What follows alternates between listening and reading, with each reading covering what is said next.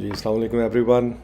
उम्मीद करता हूँ आप सब लोग खैरियत से होंगे और thanks for asking so many questions. I thought कि कुछ मैं कोशिश तो कर रहा था कि साथ साथ रिप्लाई करता रहूँ, but still if something is left आप जो है you can feel free to ask me. चले, आज जिस चीज़ को हम डिस्कस करने जा रहे हैं उसमें मैंने आपके लिए चार म्यूचुअल फंड जो हैं वो शॉर्ट लिस्ट किए हैं। इसके अंदर आई ट्राई टू कवर के, क्योंकि जो स्टॉक की इस टाइम पोजीशंस है अगर आप देखो तो फ्रैंकली स्पीकिंग मुझे लग रहा है कई स्टॉक्स इस वक्त जो है वो ओवरसोल्ड हैं, ठीक है।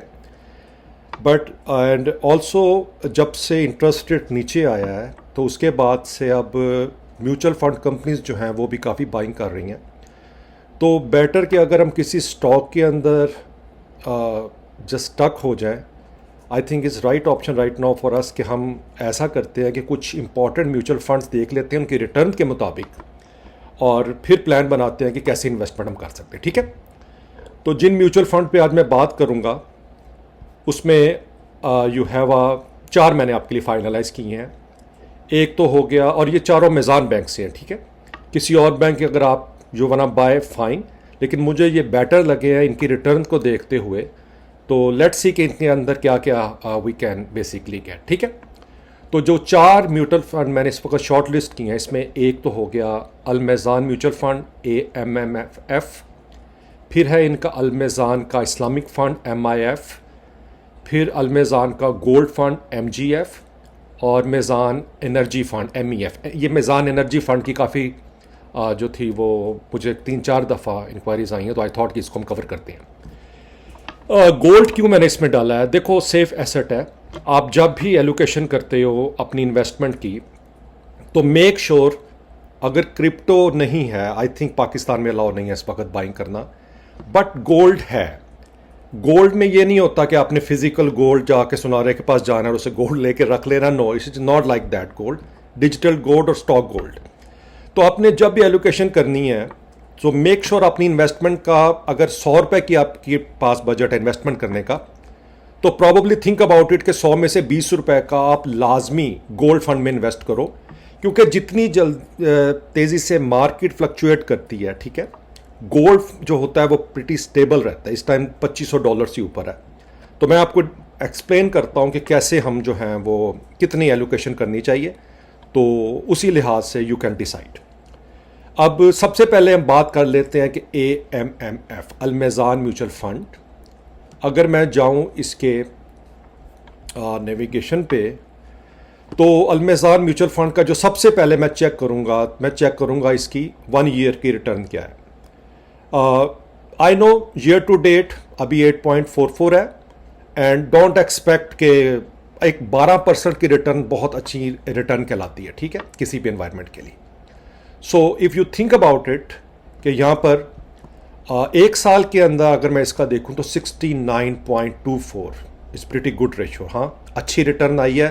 ज़रूरी नहीं है ऐसे रहें, लेकिन जब आप लॉन्ग टर्म के लिए इन्वेस्ट कर रहे हो तो इट डजेंट मैटर। तो जिसने अगर इसके अंदर 100 रुपया लगाया था तो थिंक अबाउट इट, अब 69। अब इसके अंदर if you will go further, what you think about it, तो यू कैन सी कि इसके अंदर होल्डिंग कौन सी हैं। होल्डिंग जो इसके अंदर हैं वो इस वक्त आप देख रहे हो कि SNGP है, सिटी फार्मा है, कोहिनूर है, सिस्टम है, हुपको है, PPL है। तो you know many stock, individually stock काफ़ी एक्सपेंसिव है। तो आई थिंक अगर आप ये लेते हो तो you have a good option कि it will be grow accordingly, ठीक है। So it is one of them my recommendation कि आप इसको जो है वो डेफिनेटली, अगर आप you want invest in mutual fund, you can try with that. लेकिन एक चीज़ ध्यान में रखना कि ये हाई रिस्क में आता है, क्योंकि मार्केट काफ़ी ज़्यादा फ्लक्चुएट करेगी। तो दैट्स वाई इसका रिस्क प्रोफाइल हाई है। आप जिस किस्म के भी इन्वेस्टर हो, मेक श्योर कि उसके बाद तो रिस्क प्रोफाइल जो है वो इसमें हाई है हमारे लिए। पहला तो हो गया हमारे लिए AMMF। दूसरा आ जाता है इसमें MIF के नाम से, मेज़ान इस्लामिक फ़ंड। चलें जी, इसको देख लेते हैं। तो मेज़ान इस्लामिक फ़ंड पे अगर मैं आता हूँ, इसकी परफॉर्मेंस भी अप्रॉक्सीमेटली अगर आप देखो तो एक साल में रिटर्न 66.85 है, प्रिटी गुड। काफ़ी अच्छा रिटर्न आया है। ईयर टू डेट अभी चल रहा है, साल जब एंड होगा फिर देखेंगे, लेकिन पिछले साल से कंपैरिजन करते हैं तो 66% रिटर्न है, रियली गुड। इसका भी जो रिस्क फैक्टर है वो हाई है, ठीक है। हाई रिस्क फैक्टर में you can gain more gain, but जब ये मार्केट डाउन होगी definitely you will see some more loss. लेकिन अगर आप लॉन्ग टर्म इन्वेस्टमेंट कर रहे हो 5-10 साल की, नो वरी अबाउट दैट, ठीक है। तो that's a one of them. अब इसमें अगर हम होल्डिंग देखते हैं तो इनके पास मारी है, लकी है, मेज़ान बैंक है, OGDCS सिस्टम है, PPL है, हपको है और एंग्रो है। सो इसमें जो थिंग है, आई थिंक FFC इसमें नहीं है। लेट मी सी अदर वन, तो it is one of them. तो आई थिंक ये इन्होंने सिर्फ वही कवर किए हैं जो इनके शरिया कंप्लाइंस में आते हैं। तो it is one of them के 66.85। तो फर्स्ट वन हो गया और सेकंड वन हो गया MIF। So it is other mutual fund, जिसको आप जो है वो देख सकते हो कि if it is right for you और नॉट। थर्ड आ जाता है हमारा MGF यानी मेज़ान गोल्ड फंड। चलें जी, इसको देख लेते हैं।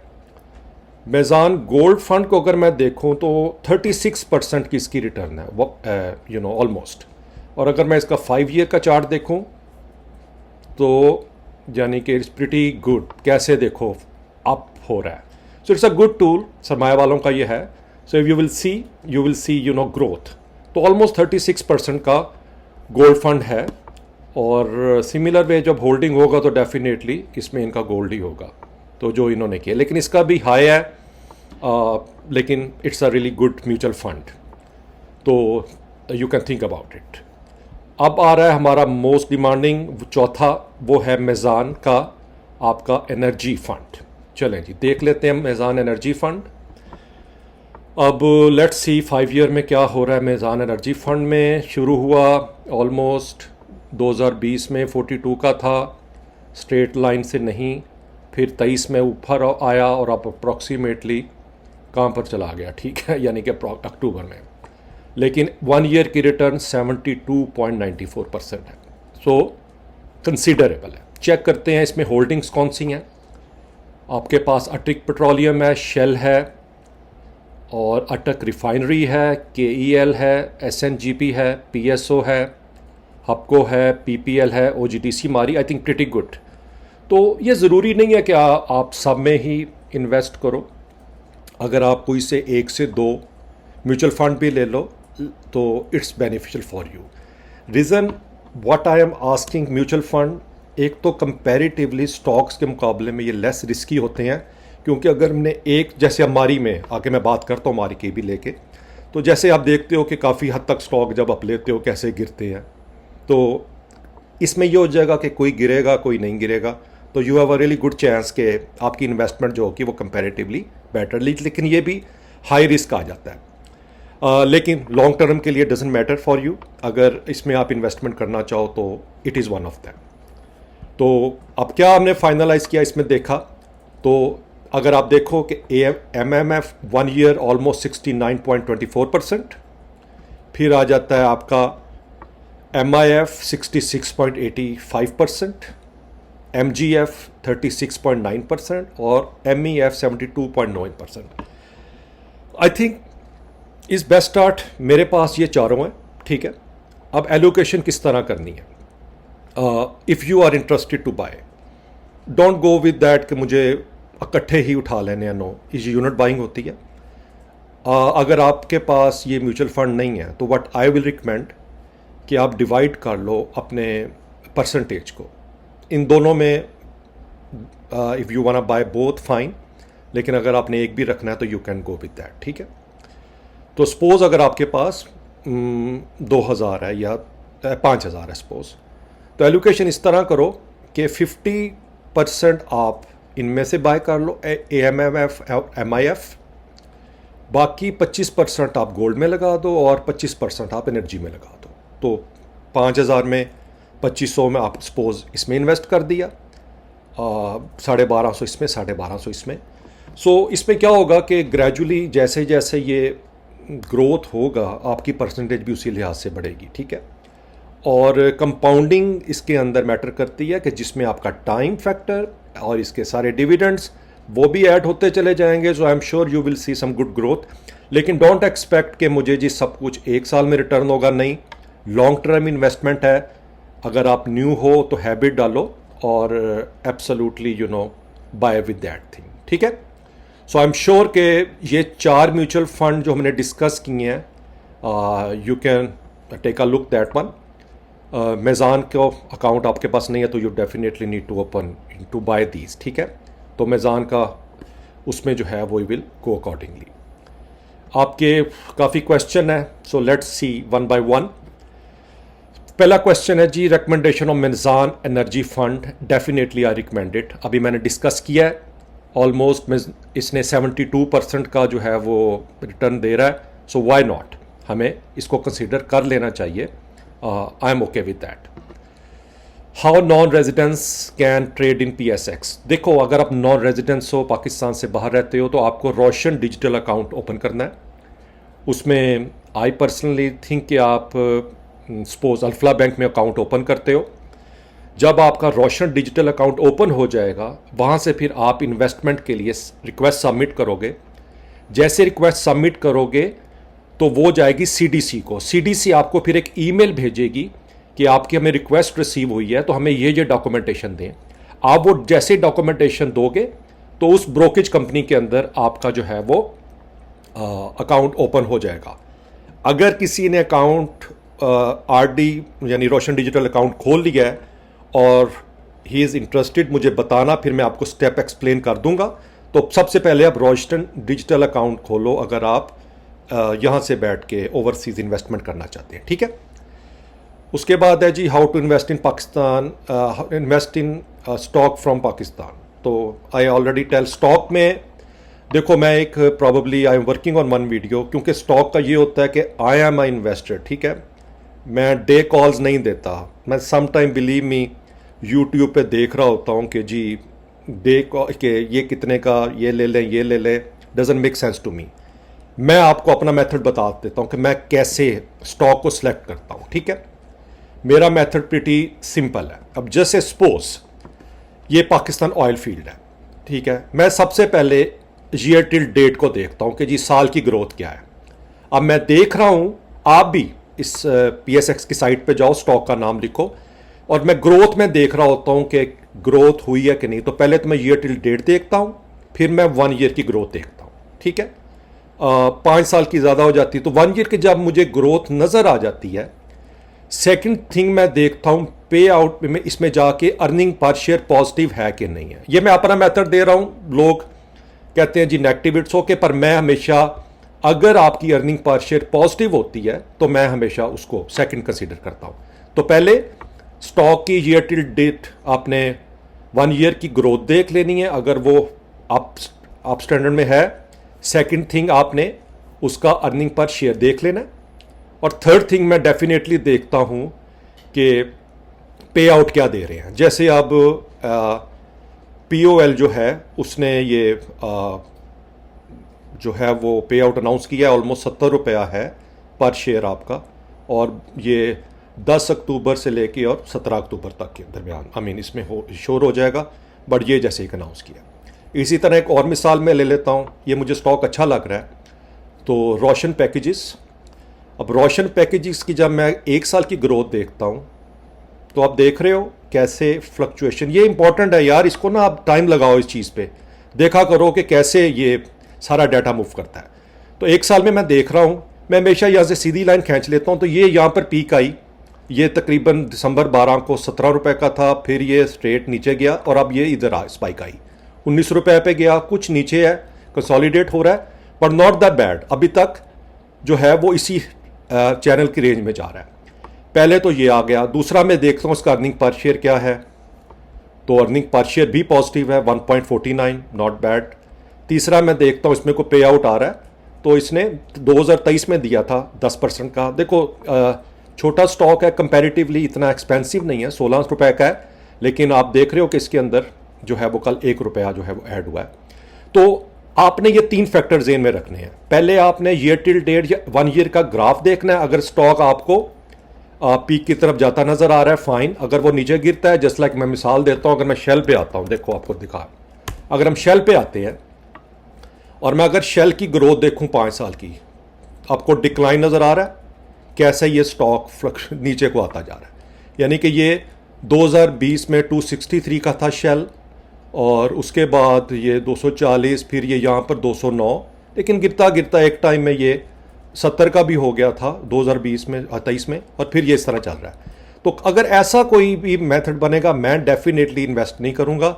इवन आप मेरा अर्निंग पर शेयर अगर पॉजिटिव भी हो, लेकिन यह है कि स्टॉक इवन 27 की है, लेकिन स्टॉक क्योंकि कंटिन्यूसली अभी स्टेबल नहीं है, तो मैं उसमें मैं इन्वेस्टमेंट नहीं करूँगा। अगर मैं इसका 1 ईयर का ग्राफ देखूँ तो आप देख रहे हो कि 1 ईयर में भी कोई सेट पैटर्न नहीं आ रहा। ईयर टिल डेट में देखूँ तो ठीक है, ऊपर नीचे, लेकिन अभी जब तक ये ऊपर का ट्रेंड नहीं लेता तो वी विल वेट। ठीक है। बाकी इसका इसने लास्ट टाइम जो दिया था पे आउट 2023 में दिया 50% का, 22 में दे रहा है, 18 में दिया, तो ये चीज़ है। तो no this is the way you know I select कोई भी स्टॉक, वो दुनिया में कहीं पर भी हो, even PSX one of them है, लेकिन ये मिसाल है। होप आपको अंदाज़ा हो गया होगा। ठीक है। 10 बेस्ट कंपनीज प्रॉबली मैं इस पे आपको नेक्स्ट में बताता हूँ। मैंने पोर्टफोलियो में थोड़ी एडजस्टमेंट की है। देखो, मैं इंडिविजुअल स्टॉक की कॉल नहीं देता, मैं बार बार कह रहा हूँ। लोग आपको कह रहे हैं ये ले लें, वो ले लें, वो ले लें। आप अपना होमवर्क करो, ये आपका हार्ड अर्न मनी है। आपको कोई भी स्टॉक बताया जाता है, आप PSX की साइट पे जाके उसका 1 ईयर का चार्ट लाजमी देखो, पे आउट देखो, पॉजिटिव है तब देखो, और देन बाय करो। ठीक है। उसके बाद मारी पेट्रोलियम के बारे में क्या ओपिनियन है? मारी पेट्रोलियम बोनस अनाउंस हो चुका है, बोनस शेयर्स अनाउंस हो चुके हैं। कैलकुलेशन के मुताबिक मैं तब तक इन्वेस्ट नहीं करूंगा जब तक वो 340 और 370 की रेंज में नहीं आता। जब तक ये ऊपर कंसोलिडेट हो रहा है, आप इन्वेस्ट मत करो, वेट करो। ये 340 और 380 के अप्रॉक्सीमेटली बिटवीन अगर आपको मिले तो आप थोड़ा थोड़ा बाय कर लेना। करंट रेट के ऊपर I will not going to recommend. मेरे पास वो एक्चुअली 8-10 साल पुराना स्टॉक है। मैं, क्योंकि आपको पता है इन्वेस्टमेंट के पॉइंट ऑफ व्यू से लिया हुआ है, आई डोंट केयर प्राइस उसकी 100 रुपये हो जाए या 4000 हो जाए, I am okay with that. तो लेकिन you have to make sure कि आप अभी वेट करो, इसका 340 से 380 की रेंज में मिले तो तब बाय कर सकते हो आप। Need to hold share to claim dividend. अब इन्होंने मुझे पूछा कि डिविडेंड लेने के लिए शेयर जो है वो कब तक होल्ड करने चाहिए। इसका इजी वे है, आप हमेशा किसी भी शेयर की साइट पे जाओ और आप चेक करो कि डिविडेंड जो था वो उनका अनाउंस कब हुआ, और जो भी बुक क्लोजर डेट है उसके आगे तक वेट कर लो। तो जैसे ये कब आ रहा है, ये अक्टूबर फर्ज करें 17 है, तो आप 18 को इसको सेल कर दो अगर आपने नहीं रखना। तो ये है कि you have to make sure safe. लेकिन ये है कि बाज़ औक़ात आपकी जो डेट आती है वो उसके ऊपर लिखा होता है डिविडेंड की डेट क्या है, लेकिन यहाँ से आप इस चीज़ को बुक क्लोजर डेट चेक कर सकते हो। ठीक है। उसके बाद नेक्स्ट क्वेश्चन आ गया, how do I select stock. मैंने आपको अभी बता दिया है कि किस तरह आप स्टॉक जो है वो सिलेक्ट कर सकते हो। तो आई थिंक ये it's pretty much for today. आज हमने अब डिस्कस किया है कि 4 अच्छे म्यूचुअल फंड जो कौन से हैं जिसमें राइट नाउ आपको इन्वेस्ट करना चाहिए, क्योंकि मार्केट जो है वो काफ़ी ओवरबॉट है। तो यू कैन डिसाइड अकॉर्डिंगली कि जो भी म्यूचुअल फंड आपने लेना है, और किस तरह हम जो है वो अपनी स्टॉक की इन्वेस्टमेंट कर सकते हैं। पे आउट को सामने रखा करें। तो चले फिर, अगर कोई क्वेश्चन होगा feel free to reach out to me. फिर आपसे नेक्स्ट वीडियो में मुलाकात होती है। Take care.